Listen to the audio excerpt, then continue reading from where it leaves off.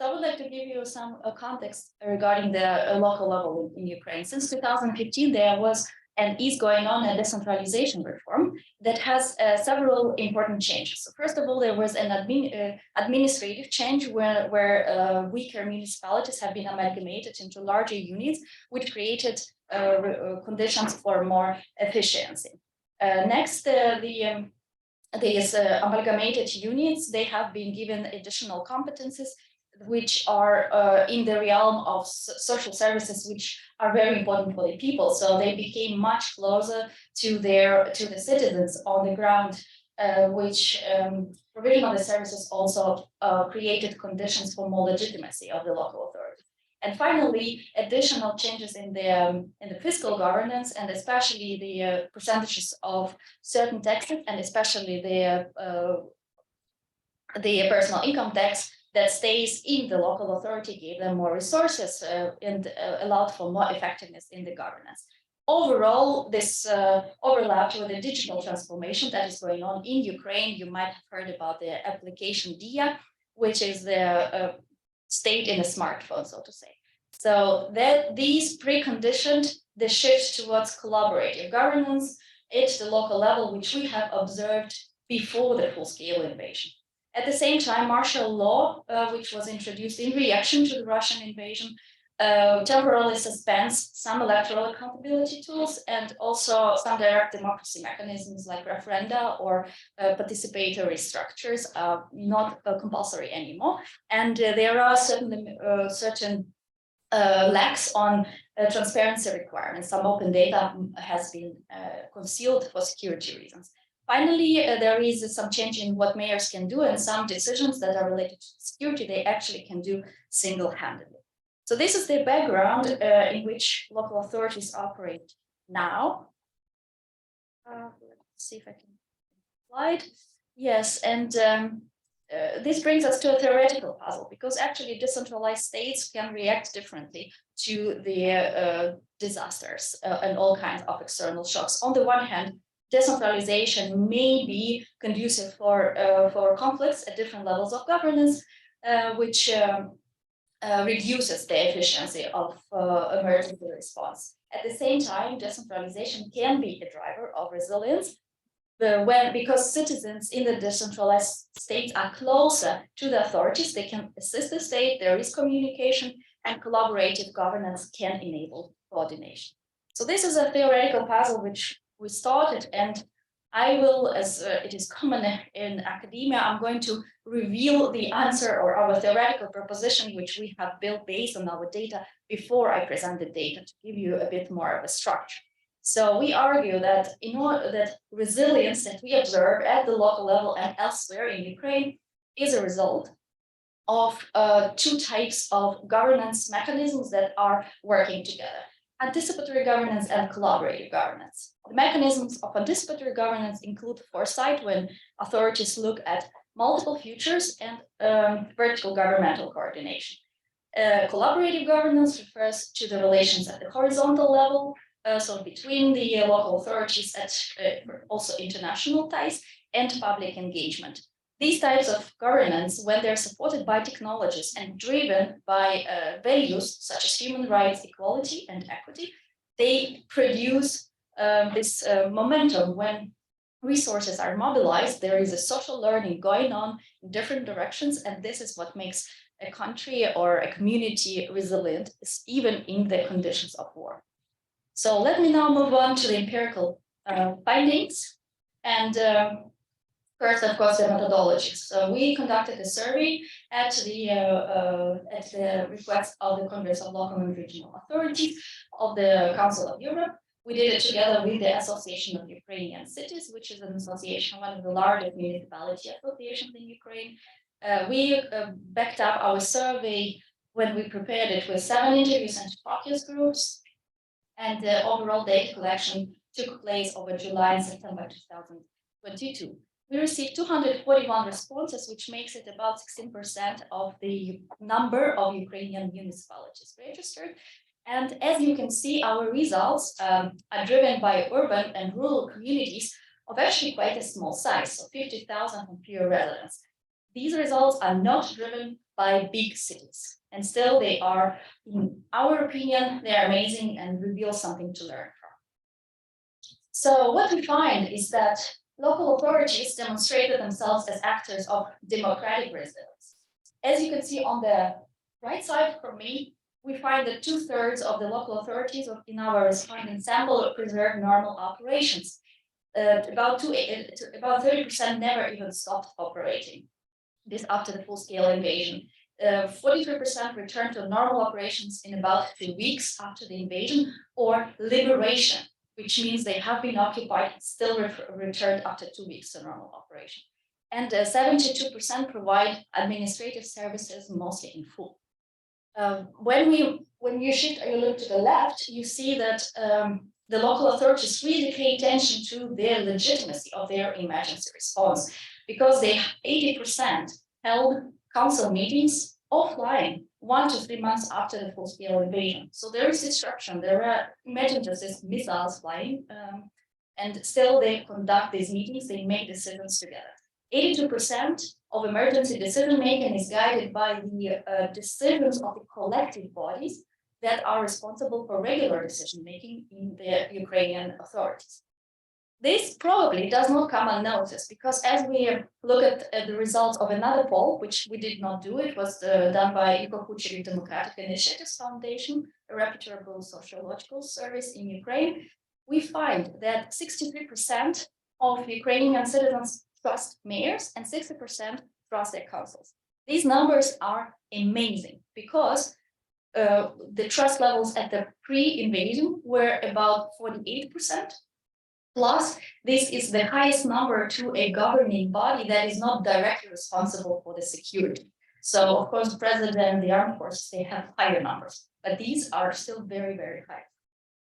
Moving on to our next, how does this work? And I would like to start with the role of the digital technologies.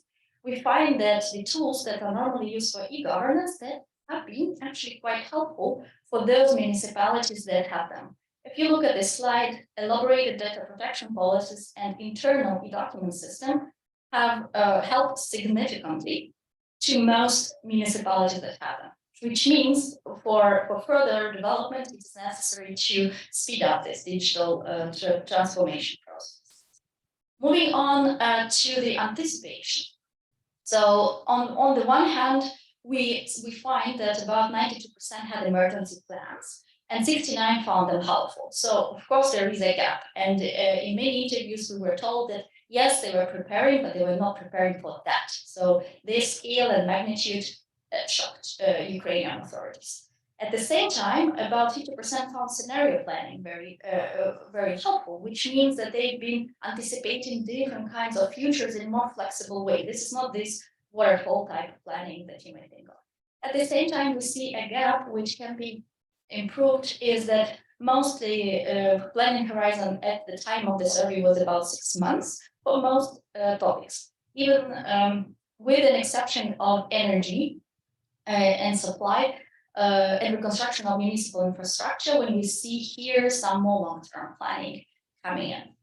I would like to illustrate this planning with several quotes. For example, Slavutich. Slavutich is a city that is in the north of Ukraine, and it was occupied for some time. And still, we were told that on the eve of the invasion, the leaders of communal enterprises gathered to prepare for the crisis. This meeting helped coordinate me personally. They decided what they will do if they are occupied. Regarding the heating season, they just planning for the future. We replace as many solid fuel boilers as possible, and we're trying to provide alternative heating instead of gas. You see a lot of initiative and planning ahead.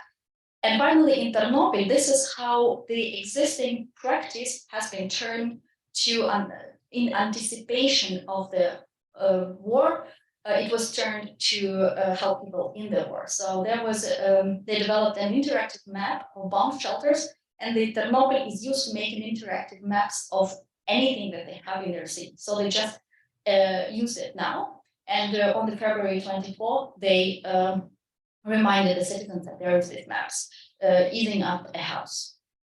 Sorry.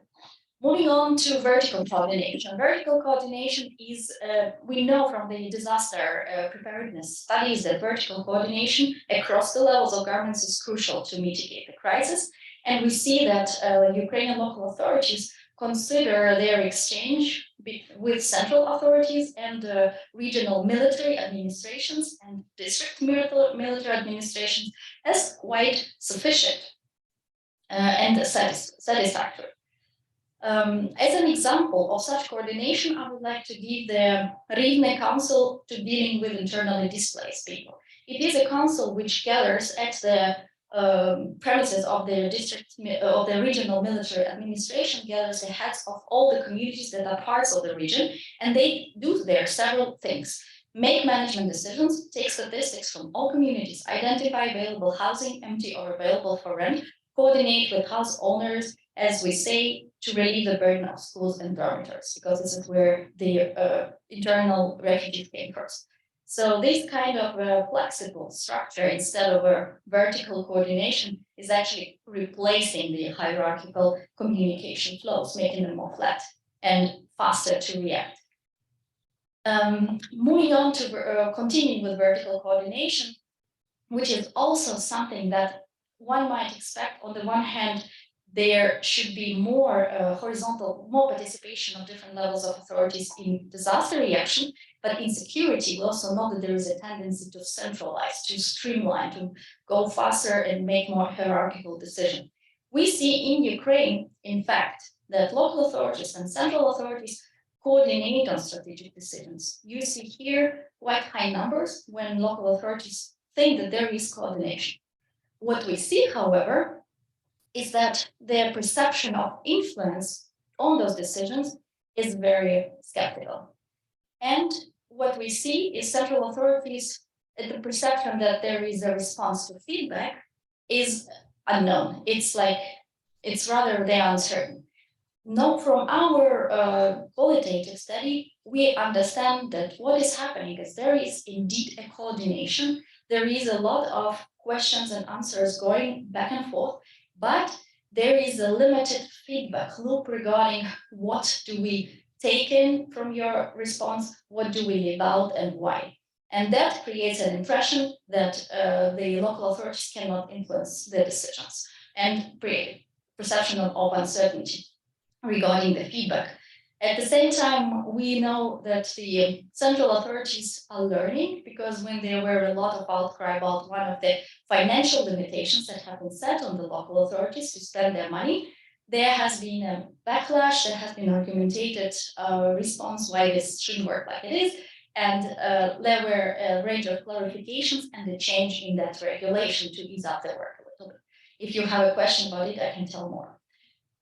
Moving on to horizontal coordination. So that is, we find out that horizontal coordination is one of the really crucial points in the emergency response. So membership in local authorities associations and links with other communities in Ukraine have been very helpful to tackle the crisis. The local authorities associations, they provide a vehicle to central authorities, and they provide clarifications what to do.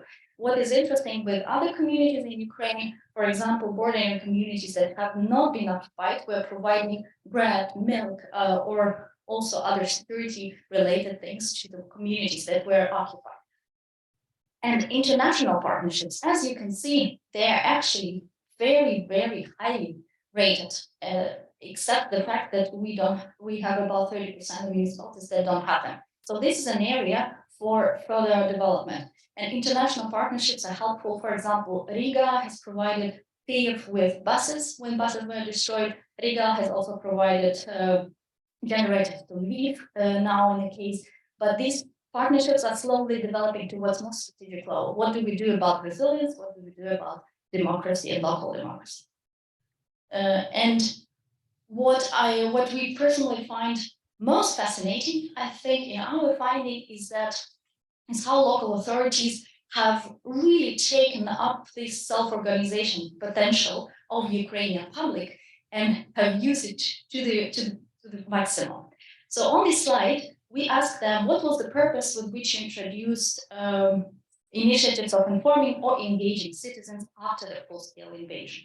And we have provided several options, and we find that pragmatic engagement has grown in importance and is very important. Sorry. These are bars marked in blue. So we see that coordination of supply and demand for help, for example, for the armed forces or internally displaced people, is one of the biggest primary goals why the local authorities engage citizens.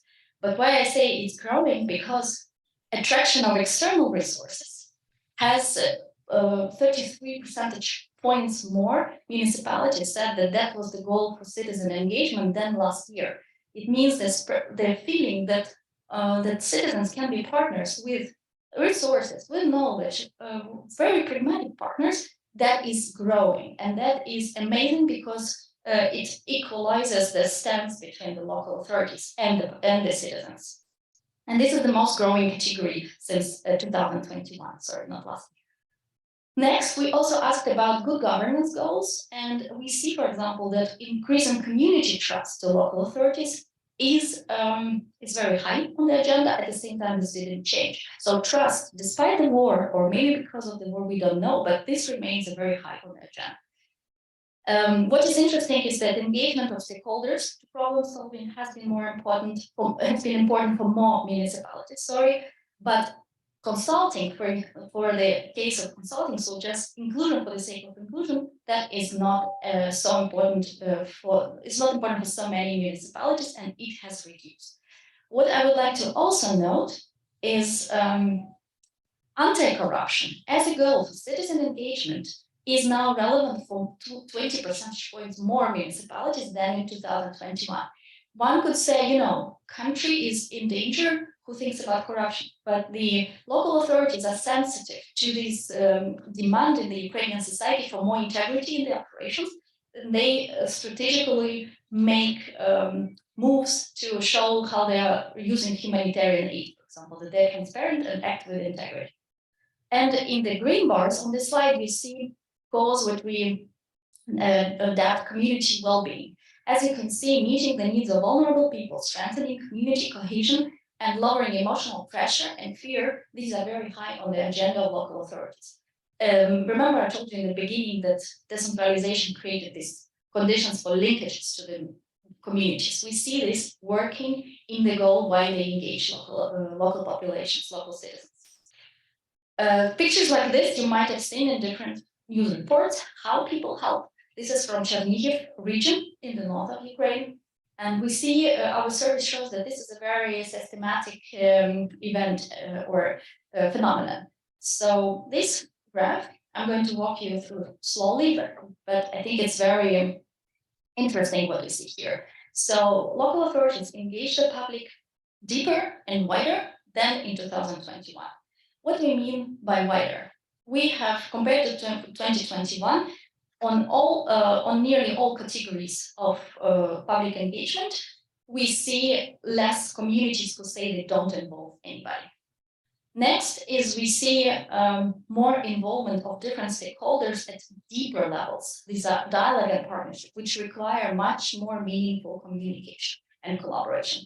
So, and what is even more striking, we see that businesses has grown as more municipalities involve businesses in nearly all of these levels of participation. Again, remembering this pragmatic involvement, businesses have emerging, they're ready to provide the resources that they have, and through communication, this is being put to solving war-related emergencies. So entrepreneurs growing in more municipalities involve entrepreneurs.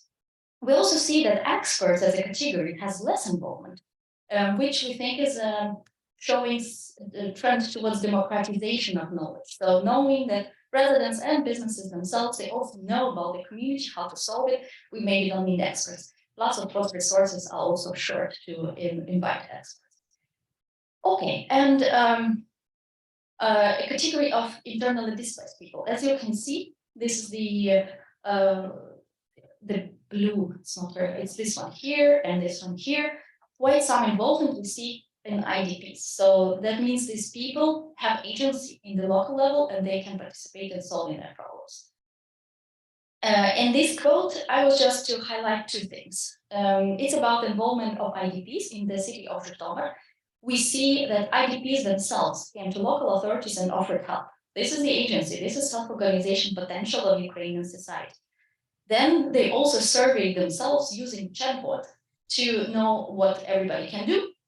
And many were hired by the city council and other organizations. We brought business people to meet each other. New businesses slowly started to open. Again, local authority is a coordinator in the self-organization capacity of Ukrainian society in general.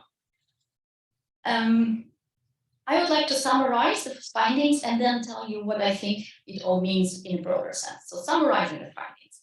Decentralization reform this contributed to more favorable conditions for resilience, and local authorities proved to be the backbone of societal resilience, which is in fact sometimes unnoticed. We think there's not enough information and not enough involvement of Ukrainian local authorities in all kinds of discussions about resilience or recovery for that matter. So this completing decentralization reform is crucial. Collaborative governance supports legitimate emergency response. When traditional accountability and transparency tools are not working because of the war and the martial law, collaborative governance creates tools for societal accountability between actors at the local level. They see each other, they know who is doing what. And this creates this legitimacy in the emergency response. So when we think of security in a democracy, this is the way to go forward in our opinion. And finally, we see that citizens are increasingly viewed in Ukraine by authorities as partners rather than as mere clients. And this is what we observe is a move, a shift towards a new social contract in Ukraine, where we started with some sort of Soviet and post-Soviet understanding of subordination between the government, here is a citizen, then some sort of detachment, government, citizen. Here we are moving towards a shift where there is a partnership. So governments and citizens are finding ways to communicate. And to finalize my talk, I would like to also bring up some thoughts, as we call it, outlook. Our findings about societal resilience in Ukraine, in our opinion, challenge conventional thinking about security in only military terms. We find that the societal resilience and collaborative governance can help countries endure a really brutal attack and move on and defend itself, And also our findings provide insights about the new forms of public participation and accountability. Again, when transparency and democratic accountability standard doesn't work, we see societal accountability working through the collaborative governance process. I also think this could be something to learn for the mature democracies, because as I'm also based in Germany, I see there that Germany has introduced a lot of veto points where citizen participation actually slows down processes, but citizens don't take responsibility for the outcomes. If we move on to the partnership and collaborative governance, this is where joint decisions can be elaborated, responsibility can be split or shared, we can move on faster with necessary decisions like windmills, which is a big problem in Germany. Everybody wants them, but not in my backyard, right?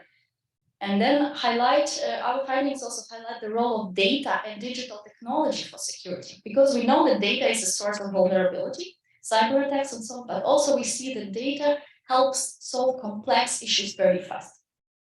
Experience of Ukrainian cases, chatbots, social media use and so on, they show.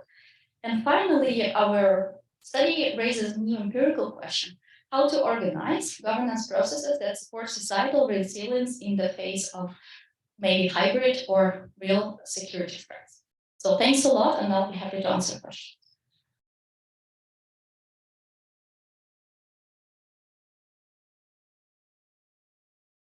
So thank you very much. So we have about a half an hour for questions. Let's be happy to take questions from the audience here in the room, and questions from chat on people on Zoom. So let me start with the people here present. If you have any questions? Yes. First of all, thank you. Sorry, Sam Green from SIPA and King's College on a very good presentation. I think just a couple of sort of exploratory questions. Sorry, a couple of exploratory questions. One, I wonder whether you have any data or there is any data from any other research on the other side of this. Right? So what's the demand side from citizens? You listed the things that municipalities and local authorities are doing. Do we have the sense that citizens also feel that they're getting the things that they need, or are there gaps? And at the very end, you talked about accountability. And accountability also suggests that there may be cases in which, some local authority didn't quite get things right and had to be pulled by citizens back into behaving properly or into allocating resources effectively or what have you. And I wonder if there's any examples of that you might be able to talk about. Thank you. Should go about. Okay. Well, thanks a lot for these wonderful questions. So demand from citizens, I am not aware of research that directly goes into your question, but there are measurements of trust, which I showed, for example, which I've taken regularly, which to me shows that at least there is some sense that they're doing right, or that some of the needs are met. But it's a very good question, so I can talk more. And regarding the whether there has been sort of reprimanding of whether authorities are behaving right or wrong, so in maybe not in such dramatic way, but I was visiting in September a municipality of Nowowolinsk. It is located just across the border from Poland, and they did not know what to do on February 25th, when it's a city of 60,000 and they had 6,000 IDPs standing in their door on the 25th of February. They really didn't know what to do. And they were confused, they didn't expect it. And what they did is some of the people who are expats from this town, they used to work in Kyiv, work for different regional, for international organizations, but also for think tanks. They came to the local authorities and said, okay, we see you don't know what to do, give us space, we're going to bring people in, we're going to tell you what to do. And so basically they arranged a space in the local authority. They pulled up people that knew how to do project management and other things. And then they also, what is interesting, they actually had some capacity available in that council. They just were not quick enough to organize it. So these volunteers, as they call themselves, they also pulled this internal capacity from the local authority, the Center for the Service Provision, for example. It's a very digitalized institution. And so this way they started collaborating and they ran a survey about what kind of available space is there for people to be settled in. So something like this. Of course, there are other maybe bigger issues with which also the law enforcement deals, but this is being, especially when it comes to humanitarian aid or any problems with humanitarian aid, this gets communicated very fast, also on social media, and law enforcement will react. Let me ask a question. I'll get to you in a second. We'll start another question from the Zoom audience. Did you receive information on who the typical international partners of the local administrations are? Is it other local governments? Is it NGOs or bilaterals, or who is the typical international? Yes, so we did ask about that, and so we have municipal partnerships. So first of all, we must say that most of these international partnerships were possible because of personal contact with whoever is on the other side. So it is a very personal network-based communication. And second, we see twinning arrangements have been working. So twinning the cities, the local authorities immediately contacted all their twinning partners and said, we have needs for that and that. So these are municipalities. The bigger cities in Europe, for example, came to the destroyed cities in Kyiv Oblast, Bucha, Borodyanka, and Offer. They said, I think Barcelona said that they will, Milano and a few other cities, they say that we will reconstruct these cities. And then we have, of course, international organizations and also humanitarian organizations, although they don't have a very high standing in Ukraine because at least at the time of the survey, they were still perceived as very slow with their aid. So international organizations, also Ukrainian question was, so international organizations, international governments, and intergovernmental organizations as well. We got some in the back. Thank you so much for a very interesting. Thank you so much for this very interesting information. I just want to follow up on the first question. Are there any legal mechanisms for replacing local authorities during this time? I mean, there's basically the martial law, so there's no elections, but are there any ways that you maybe know about? And the second question is about this what's called military administrations created for the after February 24. We have now this military administration of the Kiev region. We have military administration of Kyiv city. What is their role and function, and how do they communicate with the local authorities? And basically, who has the highest authority in, I don't know, in different kind of issues? Thank you. Okay, so starting with legal mechanisms, there is no legal way for a resident or a citizen now to pull back a council member or the mayor. So this is cancelled by martial law.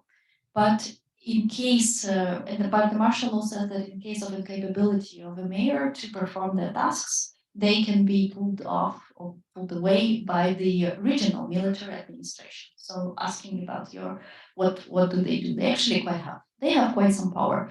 To my knowledge, there has been one case of the attempt to dismiss a mayor. That would be in Chernihiv.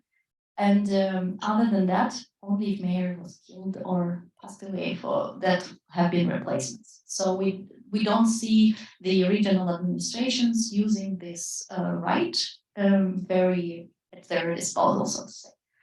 And so regional military administration, basically Ukraine used to have the regional state administrations, which is the highest regional body that is under in the executive line of the president of Ukraine. And so they all of them just were, changed, renamed into military administration. So all the regional administration in Ukraine are now military administration.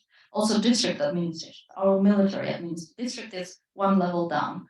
And this is in the executive vertical. And then we have self-government, which is the local mayors and local councillors, local parliaments, they're called councils. And so they have, they retain all their competences about the, social services, public service provision, and so on and so forth. But the regional administrations curate and coordinate everything that deals with security, civil defense. And as my example with Rivne Council on IDPs, that is more or less like a voluntary initiative of the regional administration that used its resources and brought together all these councillors and mayors in the municipalities in the Rivne. But actually they didn't have to necessarily do it, but it is like a good practice, and we see it not only in Rivne. Let me do another Zoom question. I'll get to so I'll combine two questions here. So first is, could you provide a little more information on the geographic location of the municipalities that you studied in your work? And then the second question is there a statistical difference in the regions, particularly when it comes to the East and the South? So where did you study? Do you see differences in these places? So we have, I can't say we have more, so we have most of our municipalities, they come from the either liberated or rare, so that would be center and west.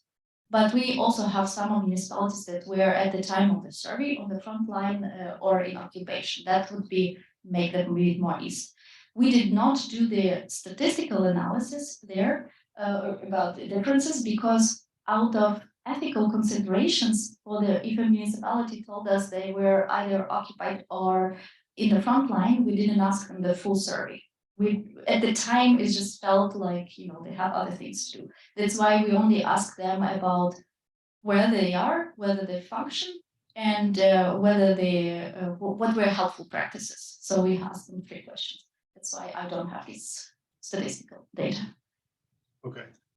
Yes, please. Hi, thank you so much for talk today on.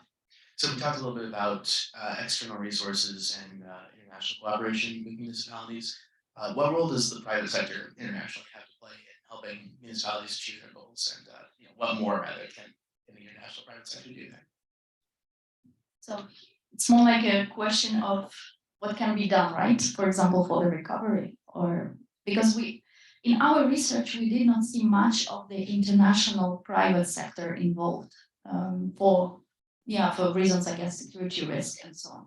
But when we think forward, in the private sector can support a lot. So it doesn't have to be charity. It can be all kinds of projects that think of environmental sustainability, climate change related technologies, and so on and so forth. This is an investment into the municipal development.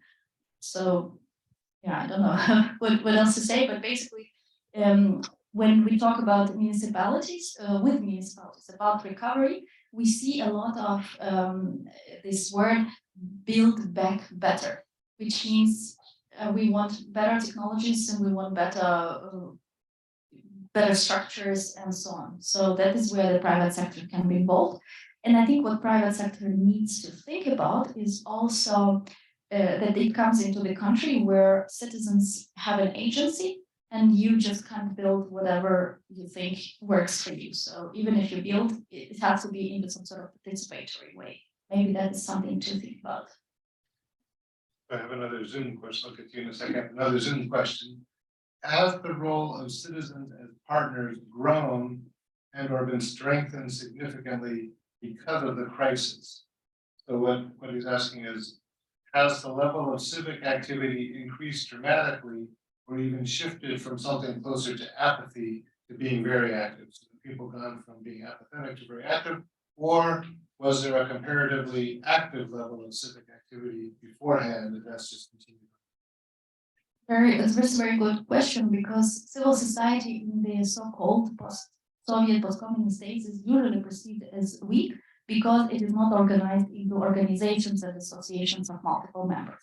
But we see that the self-organization in Ukraine specifically has been going through informal channels, and this has been developing since, I would say, 1991, revolution of the granite, but gradually the societal mobilization has been growing, and we see the eruptions 2013-14 Euromaidan, for example. When in 2014 Russia attacked Ukraine for the first time with Crimea annexation and Donetsk and Luhansk regions supporting the militants there, we already saw that about 25% of Ukrainians were already volunteering in support of the army back then. It's a quarter of our population, so you can imagine it's a lot of people. And so building on this experience, civil mobilization now was even using the same networks, which have been already established, same organizations, to support the army, for example. That's why we cannot, I think it would be wrong to say that the citizens mobilized because of the war, or that there was an apathy. It was not. Also at the local level, we see a lot of engagement. For example, there's a tool called participatory budget. It is when local residents can design a project, build something in their locality, or maybe a library, or organize something for children or for their community. Then they apply with this, and other citizens vote, and the local authority implements the projects for which got the most votes. So this has been hugely popular. People mobilized for these creative teams, and some of these activists even later became councillors at the local level because they are really active people. So in a nutshell, there has been mobilization going on through these informal ways and through alternative ways, which we call collaborative governance, which unfortunately has slipped the lens of the Western concept of civil society, which is so focused on organizations and memberships. Great. Yes. Good. Thank you for the presentation. David Levy, United States Department of State, Office of the Coordinator for Foreign Assistance to Europe, Eurasia, and Central Asia. I was wondering if you could speak a little bit to the premiums or benefits that the central government has reaped as a result of these devolutions of power and financing, because this is something that our foreign assistance across the Eurasian space is always trying to promote. for central governments to relinquish some control, devolve powers to the local level, increases citizenship engagement. In the case of Ukraine, of course, this reform was galvanized by a series of crises, from the Maidan to the 2014 invasion to the more recent Poland invasion. And of course, the resilience helps Ukraine combat or address these crises. But are there some lessons learned or some real premiums that you can point to that we could demonstrate to other partner countries the benefits of central, the central government is usually the primary obstacle to such devolution of power. So are there lessons learned that we can demonstrate as to what benefits the central government gains from devolution of these powers? Thank you. That's a really awesome question. I will include this into our reporting also on these issues. Thank you very much. So one example is the internal refugee crisis. When you have thousands of people standing at some city, imagine somebody from the central authorities, let's say Ministry of Social Issues, had to solve it, not being on the place, not seeing these people, not having the connection to the local apartments and so on. And we saw it now when thousands came without the engagement of local authorities and district authorities, to that matter, it would have been just impossible to solve. So it is one major thing. Another major thing is the resources. So the local authorities coordinated a lot of help to the Ukrainian armed forces, and especially when it comes to those that are in very difficult situation, encircled. Also, people smuggled food there and other things. And I'm not sure how much just the central government can do of that. So actually, the case of Ukraine is now the case in point for more decentralization, especially for this decentralized resilience. And on top of everything, as you can see, you probably understood that the plan of Russians was to topple the Ukrainian government, and this would be the end of it in their mind. But we know it wouldn't be, because the country is so decentralized that, of course, having a president, don't get me wrong, we need a president and so on, but this is a decentralized country that independence is much better. Actually, we'll go to Zoom and then I'll come to your questions. We have one from our colleague Henry Hale, who says, I know you have written a terrific book on how citizens manage local patronal politics in Ukraine, and he highly recommends that everybody read the book. But his question is, how, in your view, has the position of local oligarchs and patronal networks changed since February 2022? How are they interacting with the local authorities? This is a very good question. So I think answering this, you need to be really on the ground. So I was in Ukraine just twice all this time, so it is hard to see.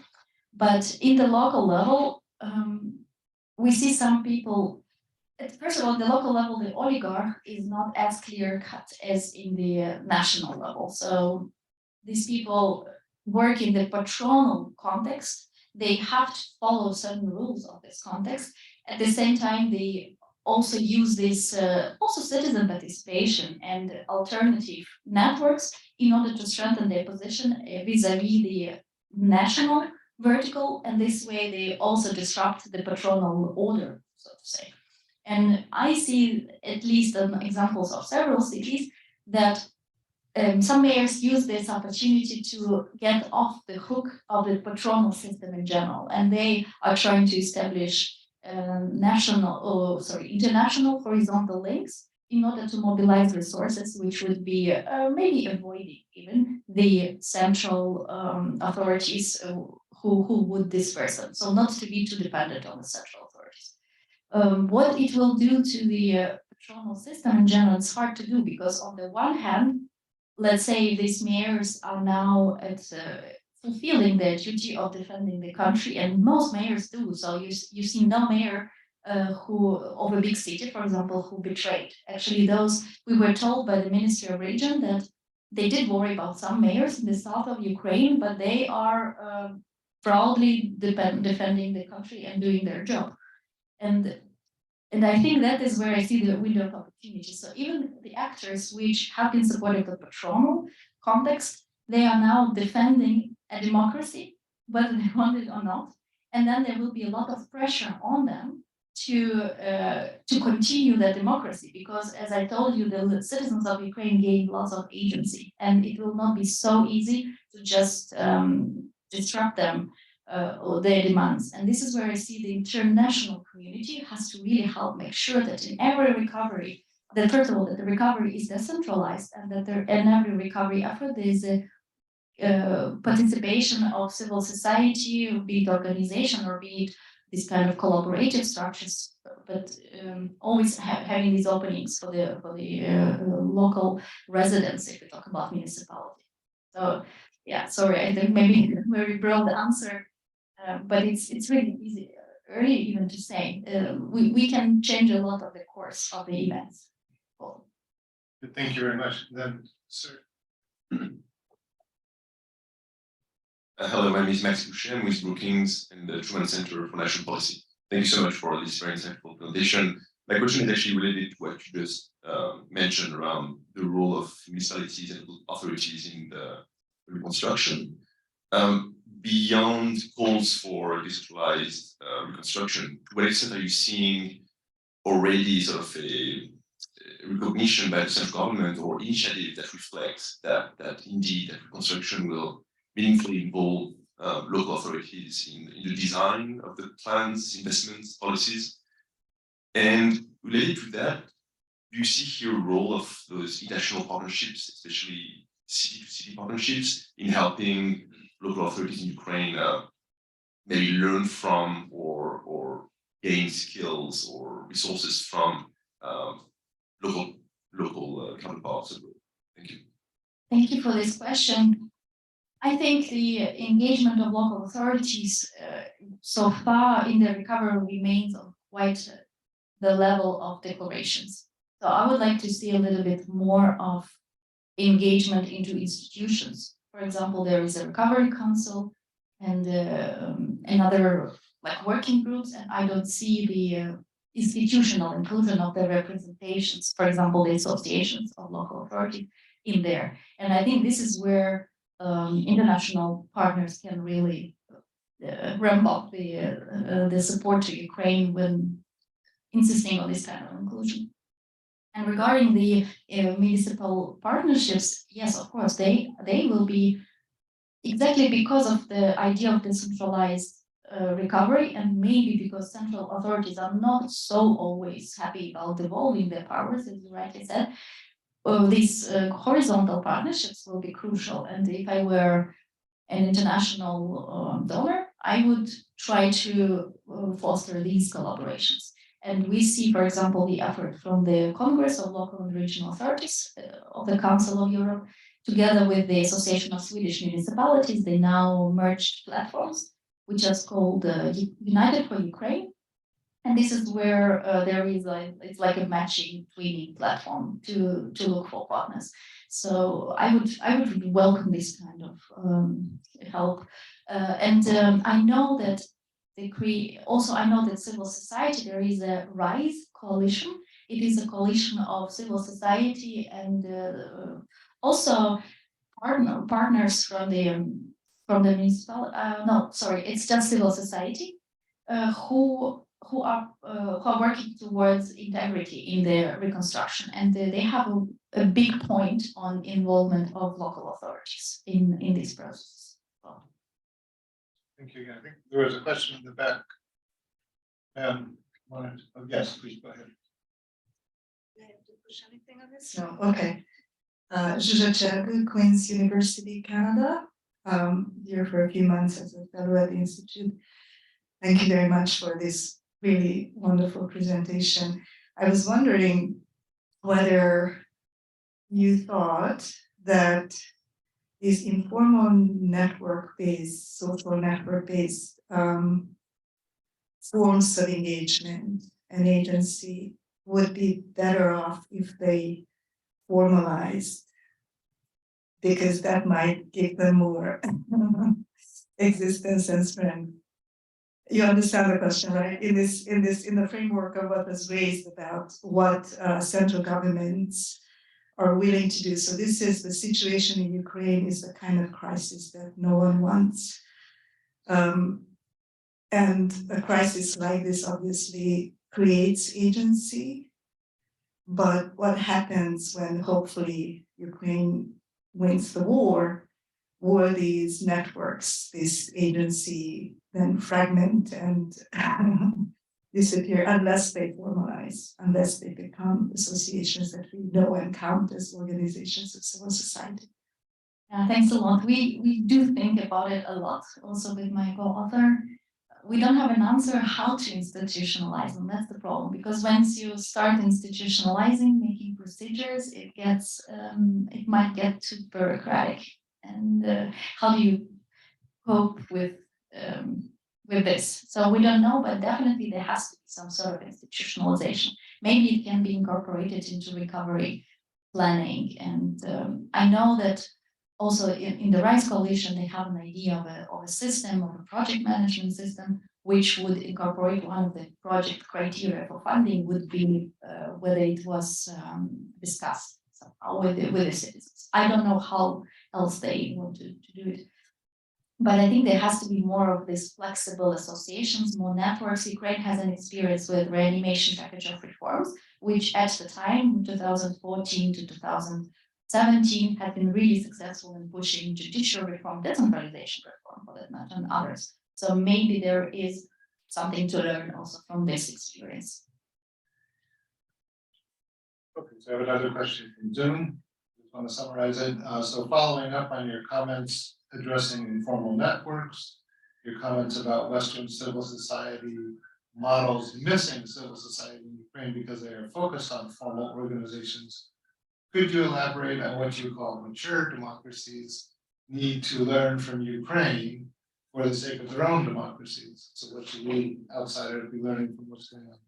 Yeah, the point I was trying to make is that participation, in my opinion, shouldn't be viewed as a veto point or giving people veto points necessarily. I mean, of course, maybe that there has to be for the checks and balances, but there has to be a one pre-step, which is collaboration. And for what I see now is a lot happening. Okay, I can talk for Germany especially. There is a proposal from the government, then comes a civil society organization that doesn't like it. They oppose it by protesting or going to court. Then there may be some court reviews, and then maybe there will be a change. Question is, how can we make this whole circle a little bit smaller and shorter, and see whether they, in a collaborative fashion, that authority, that business, and those residents can co-design a solution where maybe there will be less of unnecessary opposition, because in the end, I'm sure there's a way to find common interest. And I speak this not out of normative consideration, but we also did research on anti-corruption at the local level in Ukraine. It's a really hard topic to introduce anti-corruption policies, and still there were ways in some communities where they find this bigger payoff, as they call it in the game theory, which can satisfy this course of action for their hard reforms. And collaborative governance can help there. Are there any other questions? Yes, good. My name is Jaroslav Belinsky. I am a research fellow now from Ukraine in this university. I want to ask you a very short question. From my experience cooperating with two districts of Ukraine, Chernihiv and Cherkasy region, I have found that the local government is also so effective because people who participate and support local government are in fact a big staff of local entrepreneurs and self-sufficient people. And in general, the participation of such people in local governance in these districts is very high. And to my mind, this also explains the resilience and such effectiveness of local governance, because people are not are producers, in fact, of common goods, but not just only users of them. Do you agree or disagree? And could you add something to this? Thank you. Yes, Jaroslav, thanks for bringing this up. This is what we saw on a systematic level also in this survey. So businesses have become on all levels of participation, especially when it comes to dialogue, hearing feedback, and partnership, which means doing these things. we see the growth in the amount of municipalities who said that they involve businesses. And the business, why this, we're not talking about big business, we're talking about entrepreneurs of small to medium size, let's say garage door producer or things like that. And these entrepreneurs, they have also quite often acted in the councils themselves. So being a councillor in a Ukrainian local authority is an unpaid job. And that's why it's common that there are also business people in there. And in Ukraine, we are sort of prompted almost to expect if a business is in politics, it's necessarily destructive for the democracy. But we see how at the local level, it can be constructive because they pool the resources for the solving problems of the local authorities. And here, maybe since there are people here in the room who also think about recovery in Ukraine and what to do and donors, I think we have to rethink in Ukraine and with our international partners, what is the philosophy of relations between the business, especially the small and medium business, and the state. Unfortunately, we're in a situation when, and I won't hide it, when the member of parliament, who is the head of the committee on taxes, I think, and he says that you can rip off the businesses as geese. And I think this way we're not going to build better, right? Build back better. And this idea that the business is now creating added value for resilience, it has to turn into more respectful and more proactive relations of the state, creating conditions for this business to develop. And on a more practical side, we have a very complicated and unnecessarily complicated taxation reporting system, which needs to be reviewed, which needs a lot of effort and tax expertise to see how you can simplify this. Okay, so I think we've come to the end of our hour. One thing that remains to do is to thank you, Alexander, for an excellent talk. And so please join me in doing that. Thank you all for coming and excellent questions. And so on. Yeah, I'm happy to answer any questions here in person or by email later on. I'm here. Thank you. Yeah. I do have my book here. I must. But it's